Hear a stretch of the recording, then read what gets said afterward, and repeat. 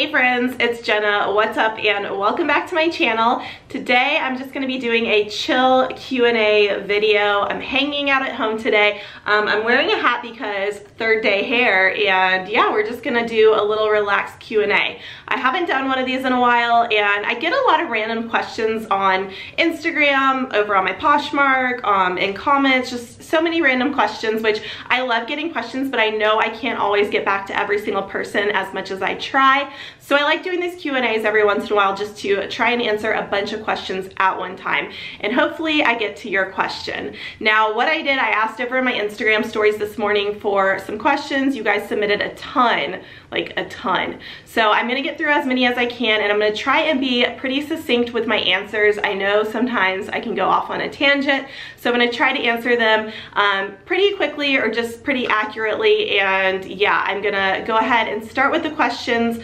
on my phone here, so I'll have this out. And oh, I guess first question, which wasn't really an Instagram question, I get asked a lot about what this thing is on the back of my phone that I hold my phone with, and this is called a pop socket. So I really like it because it's easy to, you know, hold my phone with one hand. I like it when I'm taking pictures, so I'll link it down in the description box below if you want to check out what a pop socket is if you're not familiar. But yeah, question number one in my intro, I guess. What is this? It's a pop socket. Anyways, longest intro ever for a Q&A. Let's get into the video. Okay, I have all my questions pulled up, and I will say this is probably gonna be totally random. I thought about trying to group them in categories. However, I just think it will be easier for me to go through the list one by one and see how many that I can get through. So some might be personal, some might be business or Poshmark related, social media, etc. But yeah, if this video is long, maybe it can keep you company while you're working, while you're like listing or taking photos, or even if you're in the car and you have a long commute, you could listen to this video. But yeah, let's go ahead and get into the first question, which is, what's the last book you read? Oh, it's a two-parter. And what's at the top of your sourcing brand list?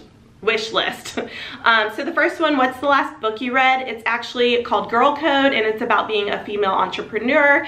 And I really liked the positive message and just, you know, other females helping other females and creating a world of not just competition, but more so like positivity and bringing each other up and working as a community for everyone to be successful. So I'll link the book down in the description below. But yeah, I really liked that book. And then the one I read right before that was called Never Split the Difference, and it was from an former FBI negotiator. I really like that one too. I like reading like kind of business type of books. So it's been a while since I've read a book. I don't spend as much time as I'd like to reading, but definitely check those books out. And the other is, what's at the top of your sourcing brand wish list?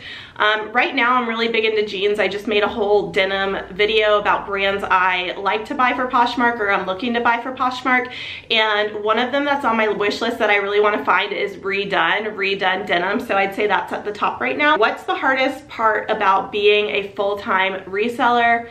Ooh, that's a hard one, because I think there's a lot of tough things that people don't realize, and I think the one for me is finding a balance, maintaining a balance between like work and life, because I work from home, I work, you know, by myself. I'm reliant on myself in order to pay all of my bills, and you know, whatever I need to support myself, I'm responsible for. So, you know, sometimes I feel like I need to work all the time, but it's not necessarily the case. I just need to work smarter.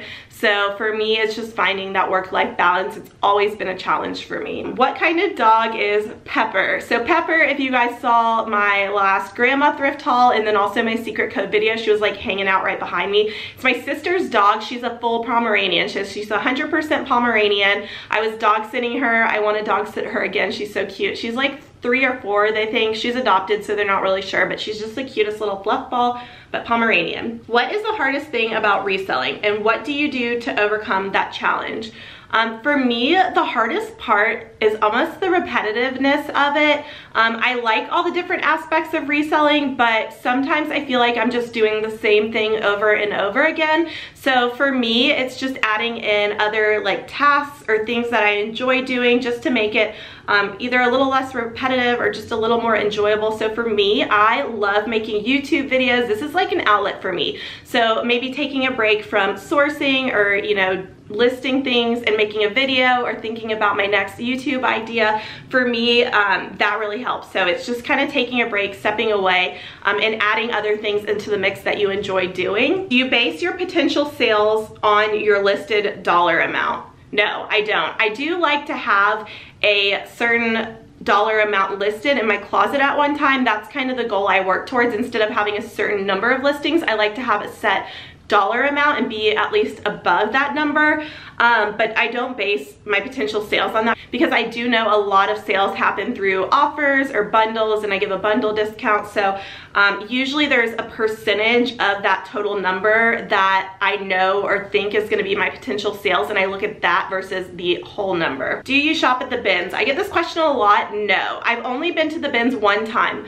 The reason I don't is because we don't have a bins anywhere near me. There's actually only one in Georgia, and it's in Savannah. That's the one I've been to, which is like 5 hours away from where I live in Atlanta. So I don't get there very often. Just one time when I was on vacation, and it wasn't my favorite. You know, we have a lot of amazing thrift stores in Atlanta, so I don't mind going to the stores. I can find a lot of great stuff. I know it can be more cost effective to go to the bins, which if you don't know what the bins are, it's a Goodwill outlet where you pay by the pound. There is one, I believe, in Chattanooga, which is closer to me. I think it's like maybe a little less than 2 hours. But yeah, I don't know. I have so much local and I have so much going on. I just don't feel the need to really travel to go to the bins. But I'm really jealous of everyone that has amazing stuff at the bins, because I cannot believe the stuff y'all find. And I really want to go to Colorado this year and go to the bins. There's so many Colorado sellers that I follow that just their bins look amazing. So maybe I'll do a little adventure to Colorado to go to the bins for like a few days. Tips for thrifting: I can't find anything good. My tip would be to go frequently. If you aren't finding stuff, go every single day to every store you can and look through every single item, because it's just all about being there, the right place, the right time. Some days are better than others. You never know what they're gonna put out, so just go as much as you can and maybe try different stores or try different places to search for inventory. If you're not finding stuff at the thrift store, maybe look up some buy-sell trade stores, consignment stores, estate sales. Ask your friends or family if there's anything they're willing to donate or sell you. Do you have a separate IG for reselling? If so, do you find it difficult and or annoying to maintain? So yes, I do have a separate Instagram account for reselling. It is my Empty Hanger account, which if you're not following, go ahead and give me a follow over there. Shameless self-promo. But I started that account really just to post all of my reselling Poshmark stuff. I started it, I want to say it was in 2017. I'm pretty sure I started it. I get my years confused sometimes. But yeah, I had 0 followers, and I've just like worked my way up by posting everything that I've wanted to share about my journey. But I pretty much mainly share reselling Poshmark related stuff.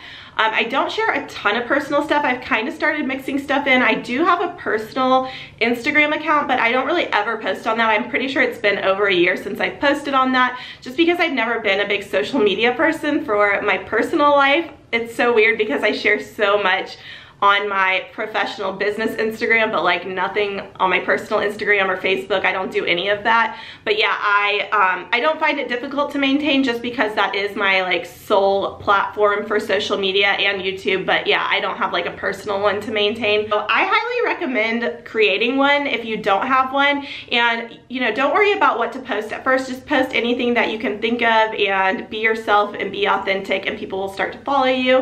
And I don't know, it's really fun. I love Instagram. I'd love to know how you organize your Poshmark closet, random or in order. So I do it totally random. I've never done any kind of order. I do see people that separate it out by, you know, category. They put all their shirts and their jeans and then their bags, you know, whatever. Or some people do it by color, which I do not have the patience for that. So props to you if you do that.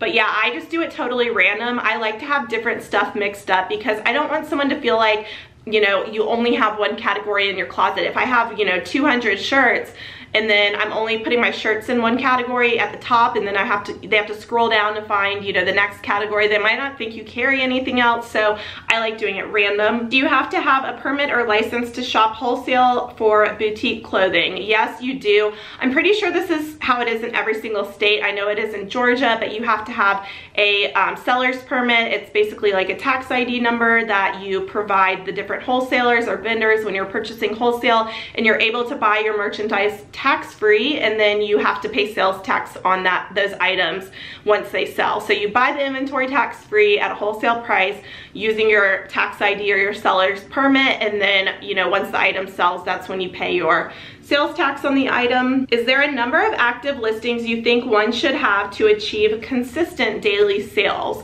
I get asked this question a lot, and it's kind of difficult to answer because I don't think you have to have a certain number if you are consistently listing in demand items that people are searching for, that people are buying. But I did start to notice more consistent sales on a daily basis, probably once I hit like 300 or 400 items. Don't think you have to have 1,000 items, as long as you're listing stuff that is in demand, is popular, that people are looking to buy, and that you're also replenishing it. You need to constantly be adding new items to your closet as well. Do you also sell on Mercari? No, I've never sold on Mercari. I've never tried it, so I don't have any experience in it. I hear a lot of people are really happy with it. One platform is enough for me. I used to sell on eBay, and even now I don't sell on eBay because I just like to focus on Posh. What is your favorite designer brand, and what is one you think is priced high but the quality is low? Okay, that is a really good question. So my favorite designer brand, I'm not really into big designers, which is weird. There's never anything that I'm like, ooh, I have to have that designer. I really like the aesthetic of Chloe. If I had to, you know, say any designer, maybe Chloe would be like my vibe, and I really like Chloe bags, but honestly, I don't own anything Chloe, and I've never sold anything Chloe, so maybe one day I'll have something. The other question I really like too, what is a designer or brand, I guess, that you think is priced high but the quality is low? And I feel like this is controversial to say because I do sell this brand a lot, but the brand is Show Me Your Moo. I think their items, you know, they're really on trend. They have a great aesthetic, and I like selling them. However, the material I just think doesn't warrant the price tag. They're definitely getting that price because of the brand and their kind of cult following that they have, but a lot of their items are like 100% polyester, and you know, the dress could be $148. It's kind of a lot for something that is 100% polyester, so a little overpriced retail in my opinion, but I don't know, I'll still sell it. How do you compete with really low items on Posh? I don't try to compete with them. If someone wants to just buy that item, go ahead and buy it. I'm gonna hold out for the price, the value that I know my item is worth. So basically price your items and stick to your guns, stick to your values. I can think of multiple times where I've had the same item listed as another seller, and they have the item listed lower, I have the item listed higher, and I sell the item first at my higher price point. There can be a bunch of different factors that go into that. Obviously, you know, I have a reputation on Poshmark. I've kind of built a lot of trust. I've sold thousands of items. I have a lot of feedback. Also, my pictures, I think sometimes someone else's picture for the same item could just be like thrown on the bed, you know, or not great lighting. You can't exactly see the item. It might be really wrinkly, and mine is just, you know, front and center, bright photo, steamed. So it kind of just builds the confidence of the buyer. It builds their trust, and, you know, maybe they'll pay a little bit more because they do trust me. So yeah, I don't really think of it as competing. I just price at how I value my items, and I wait for the right buyer. If you could only sell one brand besides Anthropologie and Free People, what would it be? Ooh, that's really hard because those, of course, are like my top two brands. I would say maybe Johnny Was. Johnny Was is another one I really like, and it resells pretty quickly. It has a great resale value, but I don't find it very frequently, so that's a lot harder.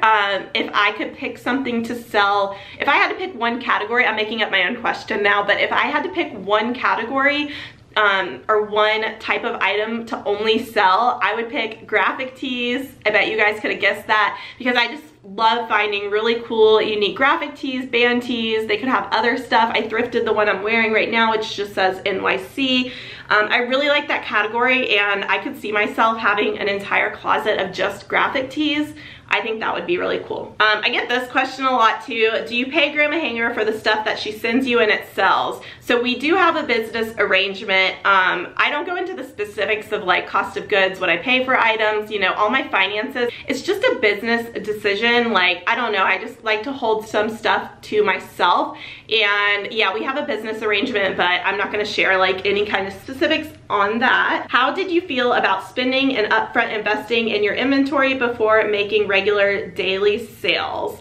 So So I don't know if I've really gone into this before on my channel. I know I've mentioned it in different like story time type of things, but when I first started Poshmark, I was just selling out of my own closet, and it was just extra clothing I had. I did have a full-time job at the time, so I wasn't like relying on Poshmark for any kind of income to pay any kind of bills or anything. It was just like for fun. So I would take the money that I made from selling my own clothing, and then once I started buying stuff to resell, I used that money. So I wasn't using any of the money that was coming in from my full-time job. I was just using money that I was making on Poshmark. So it was like extra money to me. And then once I really started building my closet up, again, I don't spend more than I make, and I don't have a set budget, but I pay cash for everything, so I'm not gonna like use a credit card to buy inventory. And I've just kind of gotten to the point where I do spend like a certain amount every month, and just based on my sales, I have like a certain amount I save and a certain amount I pay myself. I'm gonna actually make a video about this. I feel like I'm not making a lot of sense with this answer right now, so I'm gonna make a video soon about this whole topic. But I don't know, don't spend more than you're making. And if you need to use the money that you are making to pay your bills, obviously pay your bills, and then just invest what you can. Do you turn in your packages in person at the counter to get a scan, or do you drop them in the box? So I have never, ever, ever waited in line to get my packages scanned. The post office, there's a couple near me. There's probably like 3 within less than 5 miles of me. So I have options, but the one that my P.O. box is at is the one I go to all the time. I go to that one pretty much daily. And I've never waited in line because it is always a huge line. Sometimes it's out the door. I know every single employee at my post office, so that's another tip, is to like make friends with all your post office employees. Basically what I do is I just leave all my packages on the counter. There's a counter at the very end where you can drop off prepaid packages, like packages that already have the labels on them. So I always take mine over to that end. And if I have a lot, what they'll do is they'll actually like roll a cart over behind that counter for me, and I just like throw all my packages in. That happens sometimes. So they'll see me and they'll see I'm bringing in a lot of packages, and like they'll kind of stop what they're doing for a second and like roll a cart over. So make friends with your post office employees. I've also dropped packages off in the box that's like right outside that blue box that I think it's called a drum, someone told me. I drop packages off in there if it's after closing time and the counter's not open. I've never had a problem with those not being scanned, and if I do have a problem, I ask the employees and they'll usually stop what they're doing and look stuff up. But I don't wait in line because I just don't think it's necessary. That would take up so much time of my day, and I just say get to know your post office employees so that they can help you out if you need it. And I've been going to the same one for like, I don't know how long have I been doing this, 4 years, so I see them every single day. How many active listings do you have on Poshmark right now? So let me actually check, because I'm actually at the lowest. I know I'm at the lowest that I have been at in a long time, like a really long time, because January has been so busy for me with YouTube. You guys know, if you follow me or if you've been watching my videos, it was my goal this year in January to post a video every single day, which, oh my gosh, I can't believe we're kind of towards the end, and I'm gonna be successful with it because I have posted a video every single day so far. But yeah, it takes up a lot of my time. I haven't been sourcing as much. I haven't been able to list as much. So I am at my lowest because I'm still having great sales, knock on wood, just because I have had a lot listed in my closet. So right now I'm currently at 584 active listings, which is definitely on the lower end for me. I like to have anywhere from 600 to 800. I don't usually like to have more than 800. I just feel like that number is easy for me to maintain, and stuff will sell pretty quickly. So I'm constantly rotating stuff in and out. Whenever I have a lot of inventory, like I've had 1,500, 1,700 active listings, I've actually had less sales than I have now with a lower amount of listings. So yeah, 584 is my current total. I'm just starting on Poshmark. Did you find it hard to sell items when you first started? So yes, I think it was hard when I first started because, again, you're just starting out. You have to build a reputation. You got to figure out what's selling, what works for you, what type of inventory you can find. So So it does, you know, take a while to really get going.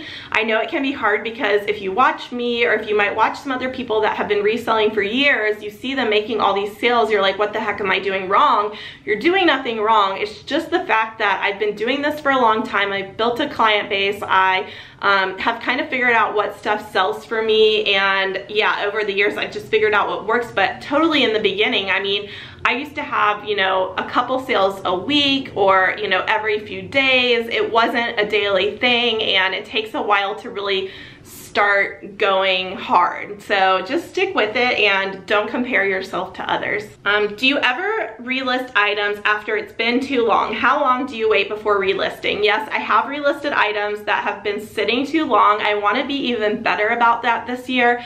For me, I like to relist, or, you know, change up the photos or whatnot after 6 months. For me, if something hasn't moved in 6 months, unless it's like a really rare, unique item that's waiting for the right buyer, I need to do something with my listing. If it's like a regular bread and butter item, if it's a Free People item, you know, or if it's Anthropologie, something that I think is pretty common that people look for, if I can't sell it in 6 months, I need to change something about my listing. So I will either delete it and totally relist it with new pictures, or I might change up the cover shot. I kind of do that before 6 months. I'll change up the cover shot sometimes, or maybe I need to add more to the description so more people can find it. But for me, it's about 6 months before I like delete and relist. The next question, I know this is probably gonna answer a lot of questions that I have on here. Someone just said, I would love some taxes how-to info from a seller I trust, which I guess is not really a question, it's a statement. But if you guys have watched any of my Q&As before, I always mention I don't really do tax info because I'm not a professional. I actually have an accountant myself that I work with because, yeah, I want to make sure I'm doing everything accurately. I want to make sure I get all the expenses I can, and I'm, you know, paying all the correct amounts of taxes. So I've worked with an accountant since the very beginning. So even when I was selling part-time, when I was doing that information or using that tax information along with my full-time, I went with an accountant. And ever since then, I've used the same accountant. But I am planning on doing a video about bookkeeping soon. So I have that coming up, fingers crossed, hopefully next week. So I'm gonna show you like what information I track and that I give to my accountant, whatever he asks for at, you know, the end of the year, whenever we're doing our taxes, my taxes. So I'll go a little bit into that with my bookkeeping video, but I'll never like sit down and say like, this is how you should do your taxes. Every single state's different. I'm not a professional. I know it can be a scary topic.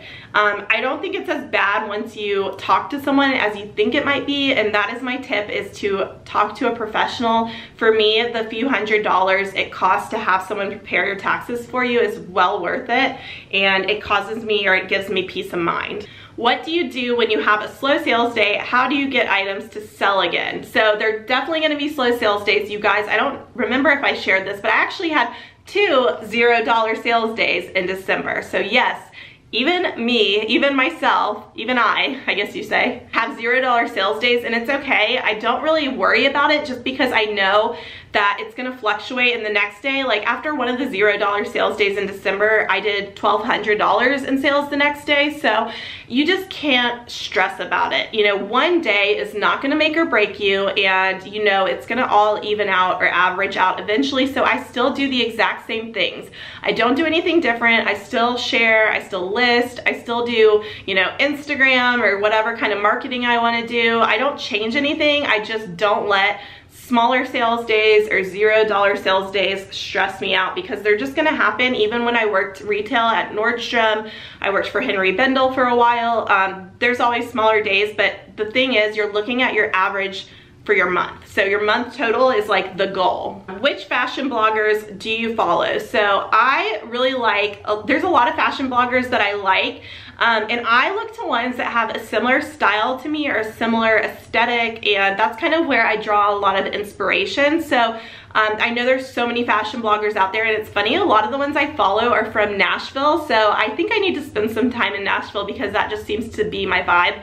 But I really like Sarah Belle Elizabeth. I really like her a lot. She does a lot of like Free People stuff, definitely very boho.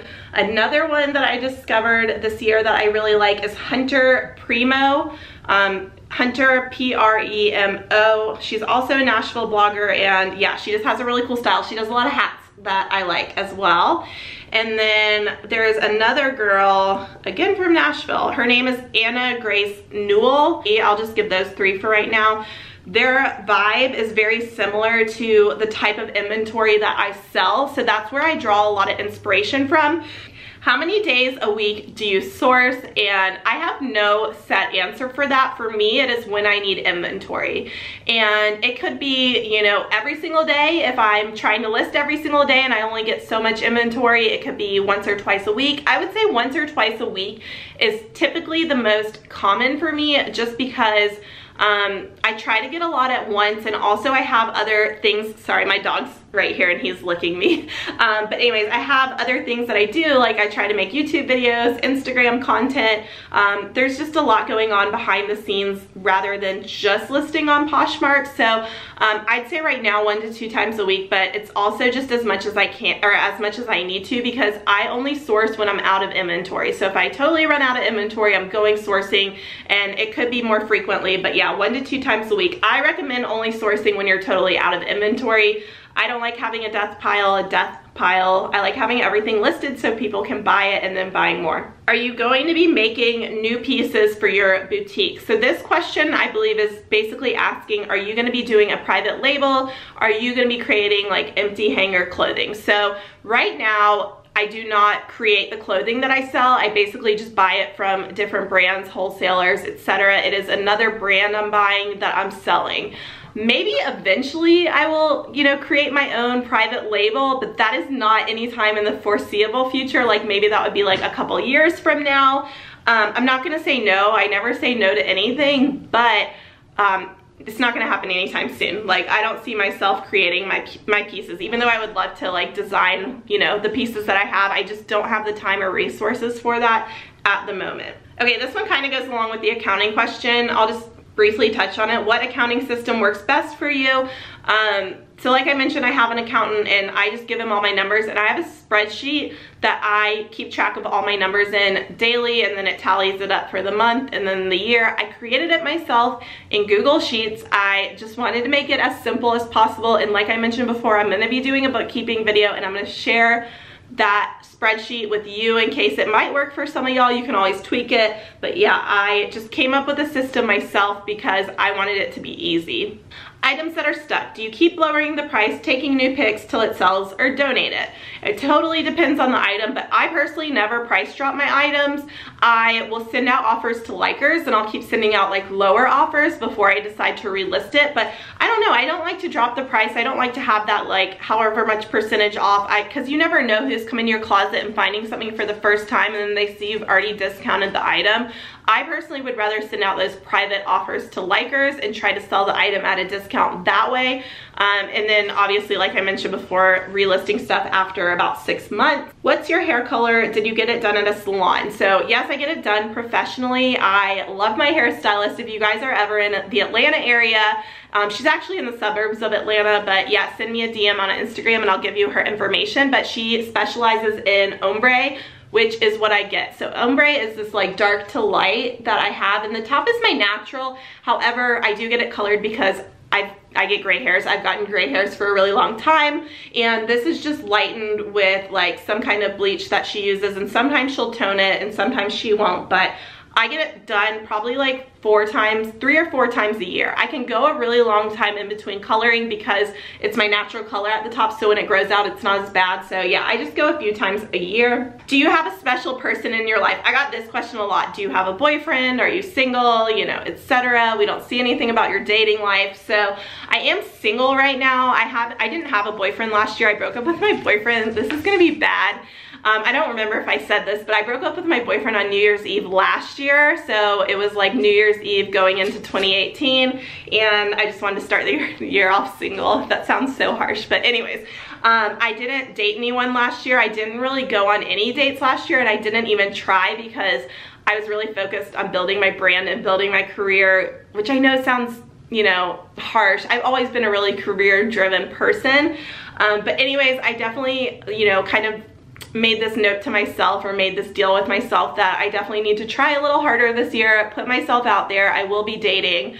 I really hate the dating apps, but that's like one of the main ways to find people these days. If you guys are single nowadays, you probably know how it is. It's really hard to just meet quality people. So I'm on the hunt, but I don't share a lot about my personal life. I don't share as much about my personal life on here or on my Instagram. Maybe I will in the future, but I probably would never be like, oh, this is who I'm going on a date with. Maybe if they were like in my life as more of a fixture, I would share it.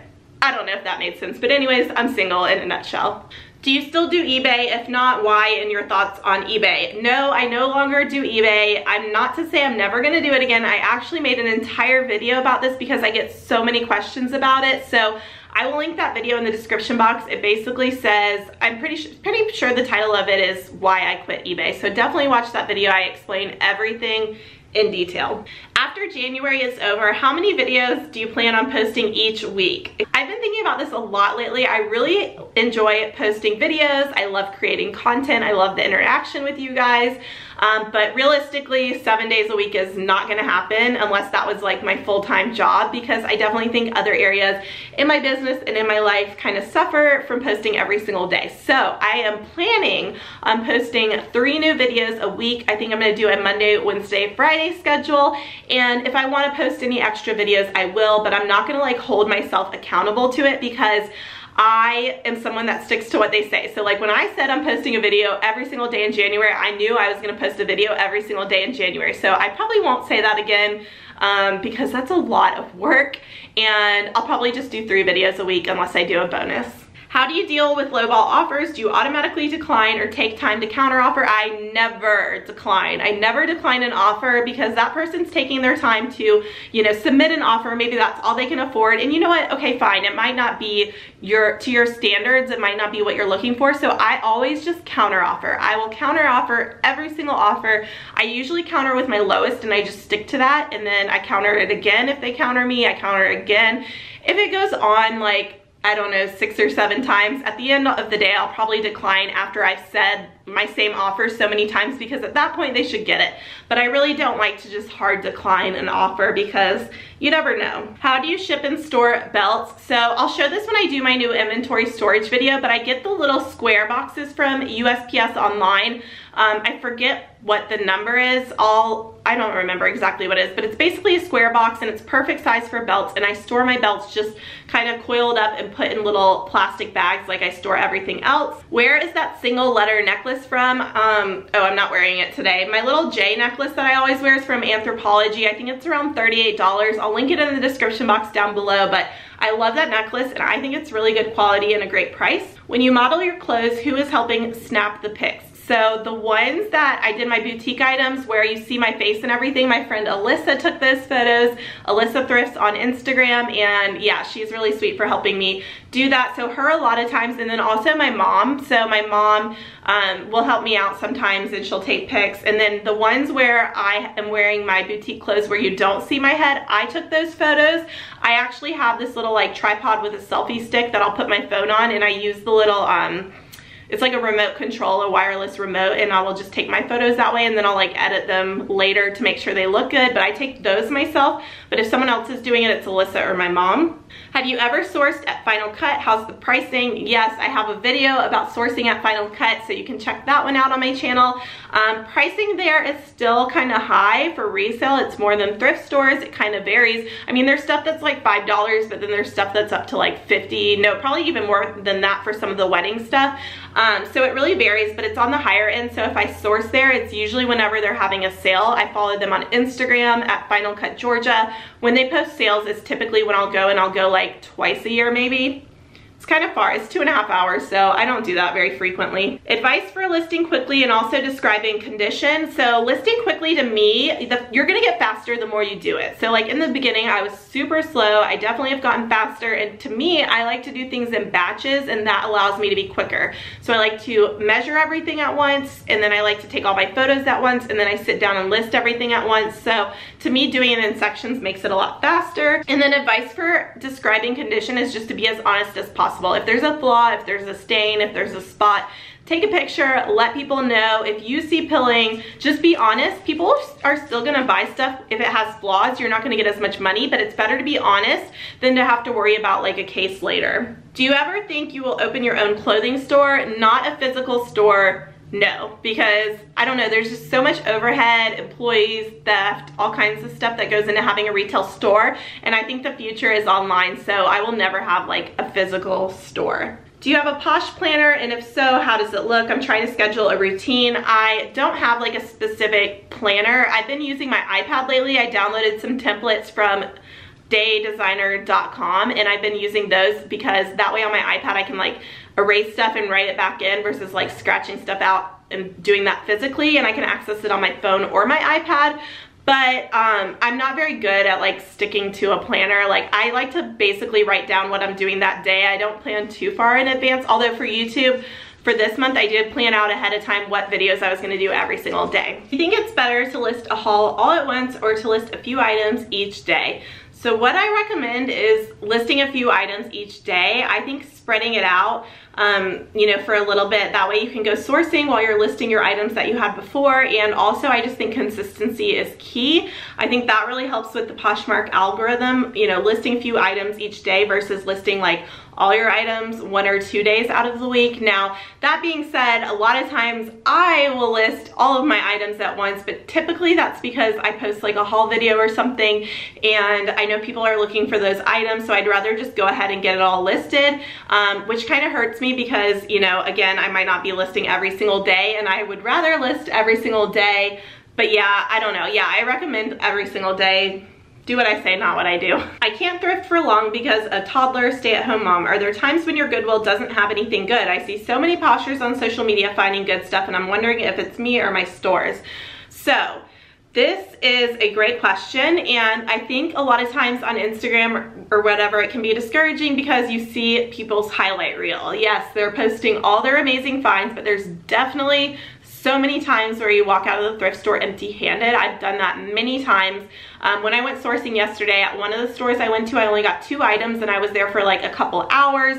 So don't get discouraged, just go when you can, and go, you know, if you just can go for a little while every single day, I would go a little while every single day. Maybe look for other ways that you can source inventory where it might not require as much as your time.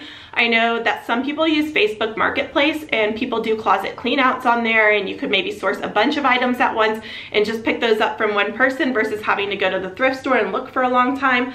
Just maybe looking for other opportunities. Oh my God. I just realized this next question's from one of my best friends, and she said, how excited are you to go to Vegas in a few weeks? And I'm going with her, and I'm super excited because A, I haven't seen her in months, and B, I need a vacation. I'm one of those people that like, I have to take a break every once in a while. I think because I work so hard. Like January, I'm working every single day, and we're going in mid-February to Vegas for 3 days, which I love Vegas. I'm like a Vegas person. But yeah, I have to take that break after going so hard. So like, I keep saying I want to go somewhere every month, but maybe like every other month this year, I need to take a trip. My next trip after that is to see Grandma Hanger, so I'm going there in April, I'm pretty sure, to see my grandma. Do you think more followers equals more sales, or do you think most sales come from direct searches? So I do not think having more followers means more sales. I still had, you know, a lot of sales when I was first starting out, or when I was like at, I don't know, 50,000 followers. Now I think I'm almost at 250,000 followers on Poshmark. Honestly, I never look at that number. I pay no attention to it because I don't really think that means anything. For me, yes, I think a lot of sales come from direct searches, and then I think once those people have found your closet and you build a repeat customer base, I think, you know, that can allow you to have more success as having a lot of repeat customers. But I don't think followers is so important. I wouldn't spend so much time worrying about how to get so many followers on Poshmark. I would spend more time on listing new inventory, sharing, maybe doing Instagram or like some form of marketing for your closet to bring more people in, but I wouldn't worry about the followers as much. Do you plan to have an assistant or a helper for your business? Every year I say I'm gonna get an assistant, but I never do. So maybe eventually at some point I probably will need one. Right now my mom does help me out a lot with sourcing, and then sometimes she'll help me out with like inventory, like storage as well. She'll help me like bag and stuff. But and then, you know, my grandma sources as well. She sources some stuff for me. But yeah, right now it's pretty much me doing everything. And I have a pretty good handle on it, but I also want my YouTube to grow as well. So I think I would need some more help at some point. So I have to learn how to let go of some control on things and figure out how to delegate different tasks and figure out what I would want my assistant to do before I figure out who or how to hire that assistant. So eventually, yes, I need a helper. Do you list Poshmark items from your phone or your laptop? And the answer is my phone. I've always listed from my phone. I've never tried the desktop or laptop. No, that's not true. When it first came out, I tried it like one time and I absolutely hated it. So I always list on my phone. I just like being mobile. I like to be able to list at a coffee shop or go list at a friend's house, or, you know, just be outside my normal environment, or just sit on the couch and watch Netflix and list. So I prefer listing on my phone. I think it's the fastest, the easiest. I store a template for like descriptions in my notes app on my phone, so I just copy and paste that into the listing, and I take all my photos on the phone, so I think it's the fastest. I have a huge death pile and I see you all neat and organized. How do you do it? So I try to stay on top of things, and that's kind of how I have been for the last like year or so, probably a little longer than a year. But when I moved into my house, I was working out of my mom's house before, and when I bought my house a couple years ago and I moved here, I had a huge death pile. Like, I was buying so much stuff. Like, when I moved, I had probably 6 or 7 rolling racks of unlisted inventory, and I like really buckled down for a few months and I didn't go sourcing, and I listed all that. And after I got that listed, I was like, I'm never having a death pile again. I hated it. So for me, it's just having a system that works. I've shown it in like my thrift to list process video, but as soon as I get my items home from the store, I hang them up on my empty rolling rack because I have, you know, all my stuff listed. So the rack's empty, I hang it up, and then, you know, that's what I work on before I buy any more or bring it in. But I don't leave it on the floor. I don't like leave the bags in my car. I immediately bring it in and at least hang it up, even if I don't do anything else, you know, that night or whenever I get home from the thrift store. And that system kind of keeps me organized and going. And once I've had it organized and I've realized how easy it is and like how stress-free it is and how easy it is to ship, I seriously won't go back to being unorganized. I love my system so much. How many new listings do you shoot for in a day? I have no specific number. It just depends how much inventory I have to list. I try to keep my total dollar amount of my closet at a certain value. So if I need to list like a ton of items to hit that value, if I'm just under that value and I can list a couple items, I will. It just depends. There's no number. How do you package shoes that you sell on Poshmark? I actually have a whole video about how I ship shoes. I use the USPS shoebox. I store them in plastic bags, and I use like recycled paper to fill in the void in the box. But check out my video about shipping shoes. The order in which you source, 3-hour trip versus 30 minutes. Where do you start? So I guess you mean like, where do I start in the store, or like what's the most valuable to me? It kind of depends, I think, on your closet and what you like to sell, because my answer's changed now that I've really like, I don't know, honed in on like my closet style and what I like to sell. I'm very casual, and I know what sells fast for me, so I like to go to those areas. I typically will look at shoes first, but I don't find a lot of shoes, so I don't spend a lot of time looking for shoes. And then I'll go to jeans because I really love denim, and then jackets, which you can usually sell for a higher price. And then I go through like t-shirts and tops because I sell a ton of those. That's my top category. So I would rather spend the time, you know, looking through t-shirts and tops. If I just have a 30-minute window, I will look through jeans and short sleeve shirts. And then if I have a 3-hour trip, I'll look at the entire store. Okay, my dog has joined us because he was getting bored laying on the floor. So up here is Macon, that's my dog. Last video or whatever, when I mentioned it before, it was Pepper. So we have the little changing dogs up here. He's a Shih Tzu, by the way. He's a full Shih Tzu. I wanna say he's almost 7 years old. I've had him for a while. I've had him since he was like 8 weeks old. Do you ever get nervous Poshmark will die out? Honestly, no, I don't. I don't really think about that. People always say like, you see yourself doing this forever. I don't necessarily think I have to think that far into the future, because I think things are always evolving. Plans are changing. You never know if this is what I want to do. Maybe this career is going to lead to something else.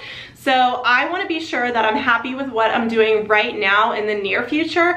And just the growth that I've seen with Poshmark, with the platform, where they're planning on taking this app, I feel really confident in it, and I just have seen a lot of success on the platform. And I don't know, I feel like if something happens and I need to make a change, I can make that change, but I'm not gonna like worry about that right now. I wanna put my time and effort into what is actually happening right now instead of in the future. Do you use a profit margin percentage or amount when buying inventory? No, I don't have like a set amount. I know I said in a video a long time ago that I want to at least double my investment, which I guess is true most of the time, but if I know something is gonna sell really fast, and like if I think something's gonna sell in a couple days and I might not make, you know, maybe I'll only make 1 times my investment after fees and everything, I will probably still buy it because I just, you know, I think it's gonna sell fast. I'll move that inventory. Maybe it fits with the look of my closet. So I don't have like a set percentage, but I think in the beginning it was nice for me to have like at least a 2 times minimum, but now I just have a little more experience of what I think is gonna be selling quickly. So yeah, I don't have a set percent, if that makes sense. How did you decide what wholesale company to buy through? I buy through multiple different companies, and I just kind of did a little bit of research online. I just started Googling, you know, where I could buy wholesale. I started emailing different brands that I liked, that I would see out and about, and, you know, contacting different people that way. It's been trial and error. I've ordered some stuff that the quality, I didn't like it, and I couldn't return it, so I basically just donated that inventory and took a loss on it. But this coming month in February, I'm going to an apparel show in Atlanta. I'm really excited about, so I'll be able to meet a lot more vendors that way. And yeah, it's just kind of a learning process for me. What are your favorite stores to go to when researching current styles and trends? So I like to go to the stores of the brands that I like to sell. So obviously I like to go to Anthropologie and Free People, but I also like going to department stores, especially higher end department stores like Nordstrom, Von Maur, Bloomingdale's, because they have such a wide assortment of just different brands and like different, I don't know, like levels of inventory. So I like to go to department stores because you can see a lot at once. Where do you think Posh Fest will be held this year? I have no idea, but I'm kind of hoping it's somewhere on the East Coast. It's been on the West Coast, it's been like Midwest or more Central, and I don't know, I feel like the East Coast is kind of due for a Posh Fest. I kind of hope it's not Atlanta though, because I like to use Posh Fest as like a mini vacation, and if it were in Atlanta, like I would still stay at a hotel, but I just feel like it's not as exciting because it's like my hometown. What do you do with all the photos on your phone? Do you delete after listing the item? Yes, I delete as soon as I list the item. I don't save any of my photos. Tips and tutorials on starting a YouTube channel and monetizing it for reselling. So maybe I'll do a video in the future about starting a YouTube channel. I'm still learning. It's been, you know, a little over a year of me posting videos, and I learn something every single day.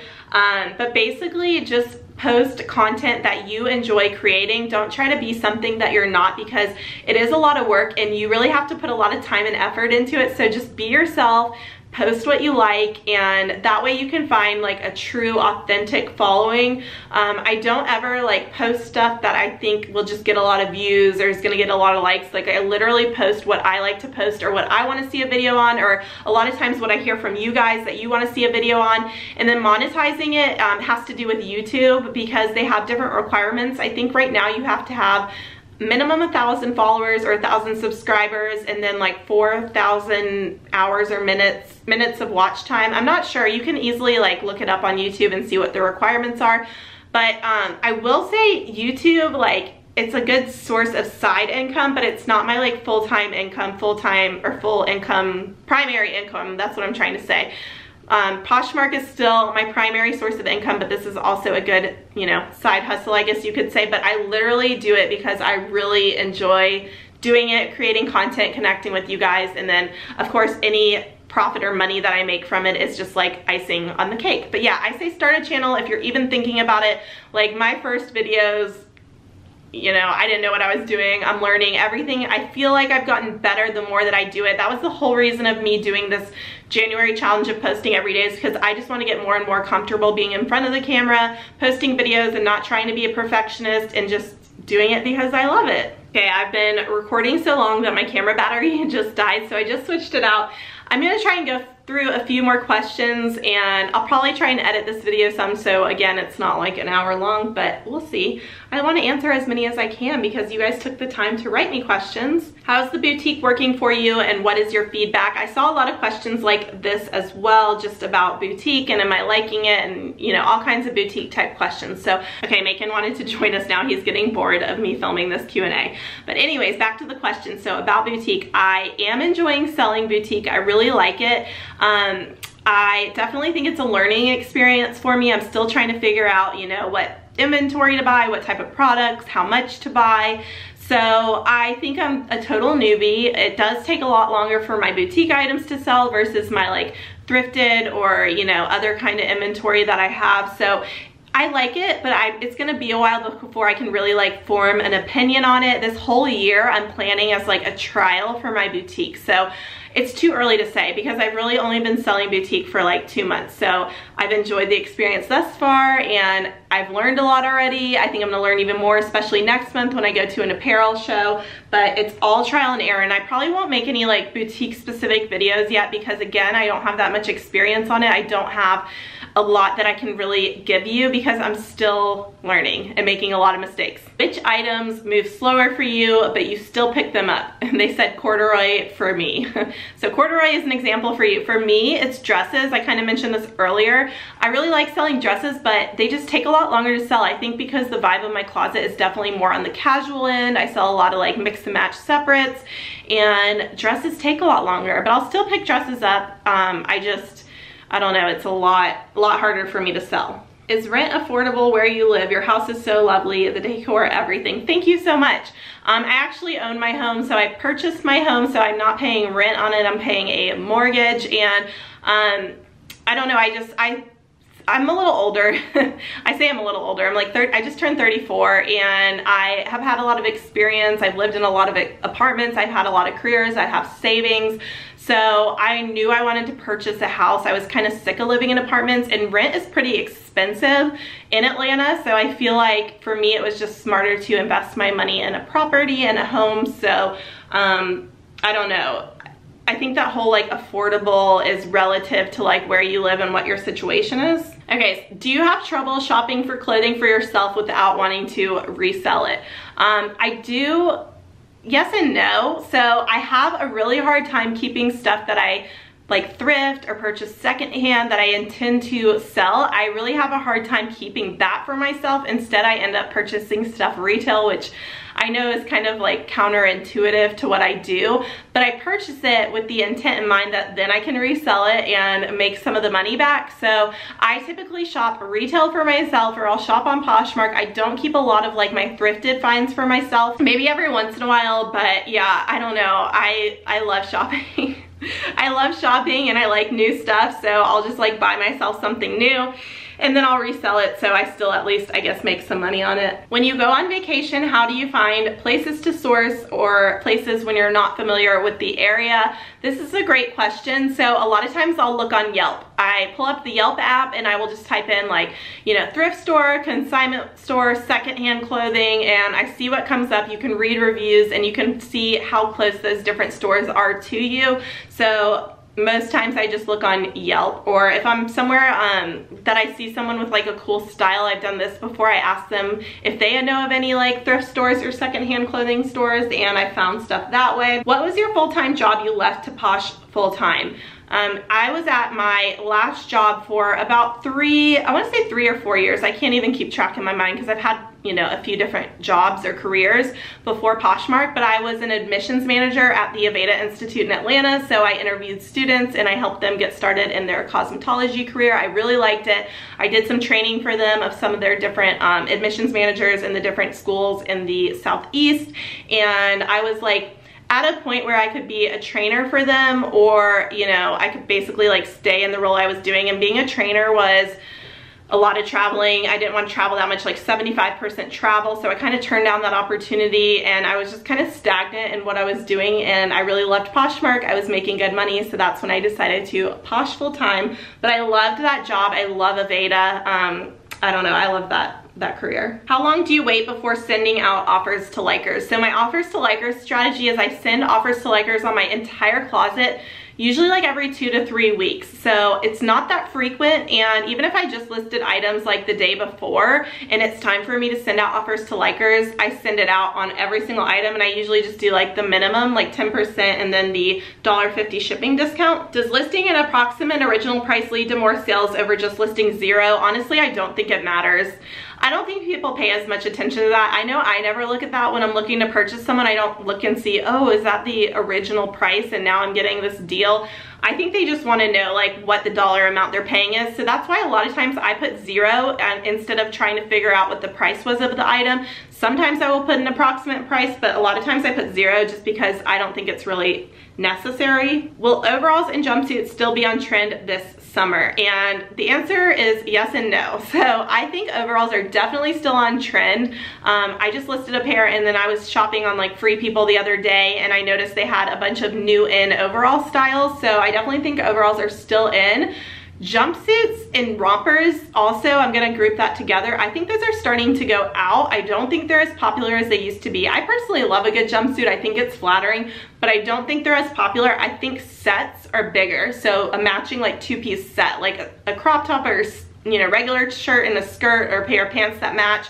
I think the 2-piece matching is more popular than the 1-piece. So just my thought. Did you ever find a replacement box for the Ikea Pinga? And unfortunately, no, I did not find a replacement. I ordered something from Amazon, but I haven't shared it because it's really expensive. It's a nicer quality box. It's like, I don't know, it's a fabric material, and it's got a really nice like flip lid, but they're like 3 for $40 or $45, so they're a lot more expensive. The Pinga was 2 for like $8.99.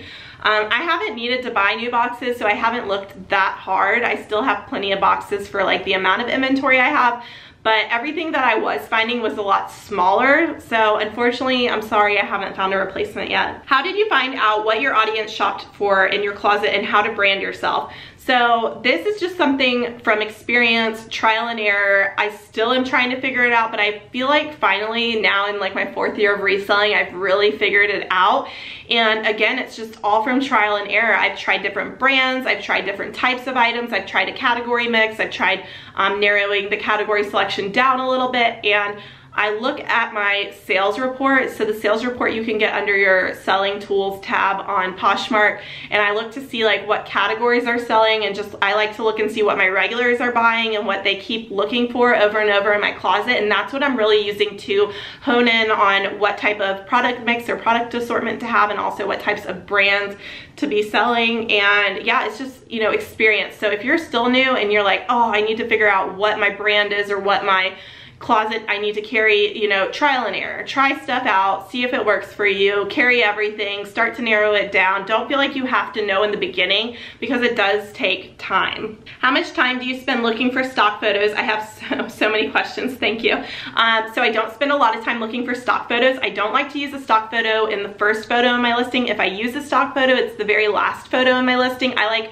my photo to be the cover shot, just because I think as people are scrolling through, if they see a ton of stock photos and yours is your actual photo of the item, they're more inclined to click on the actual photo of the item. So I spend maybe 5 minutes at the most, if that. Sometimes I won't spend it. Sometimes I'll go ahead and list the item and maybe look for the stock photo later when I do have more time. I don't think it's as important as people put an emphasis on. Okay, I think I'm gonna do 2 more questions. So, will you do a home personal closet tour? I love your style. Thank you so much. So I do wanna do a home tour, or I think what I'm gonna do is like different room tours instead of doing like my entire house. Honestly, my entire house is not decorated. This room that I film in, I've shown a couple times on Instagram, that's pretty much done.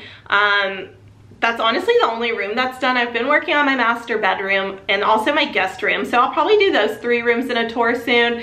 And then for a personal closet tour, I'm always changing my closet. Maybe I'll do that soon. That would be fun. But yeah, I don't know. I'll share stuff eventually. I just feel like it's always such a work in progress that, I don't know, I'm not like ready to show it all, but I need to not be a perfectionist and just show stuff as I can. Okay, the final question is actually the first question I got, and it is, do you make more bundle sales or individual sales, and which do you prefer? So I definitely make more individual sales. However, I prefer making bundle sales. Reason being that bundles obviously include more items, so I want to move as many items as I can and just get new items in my closet. Also, it being more items in a bundle usually means a higher dollar amount than an individual sale. So I like to sell a bigger bundle. And then the third reason being with a bundle, it is just someone obviously likes the type of stuff that you carry in your closet, and hopefully I can impress them with that bundle and they'll come back and purchase more in the future. You know, when they get one item in your closet, it might just be like their first step into your closet, and they might just be looking for that item and they'll never come back again, but you definitely want to give them a good experience, so hopefully they'll come back. But I just feel like my bundle sales end up being more regular or repeat customers. So yeah, I love selling a bundle, and that's why I think it's important to have, you know, a good variety in your closet, but also items that kind of go together so people can almost create different outfits or a look from what you have available. So that concludes today's Q&A video. I definitely think it was a long one, so thank you so much for sticking around and watching this. Maybe you watched it in segments, but hopefully you enjoyed it, maybe learned something, or just liked hearing my perspective on things. Hopefully I answered your question, but please give this video a thumbs up if you did like it, if you like me doing Q&A videos, and hit the subscribe button if you're not subscribed to my channel. And yeah, I will see you in my next video. Bye.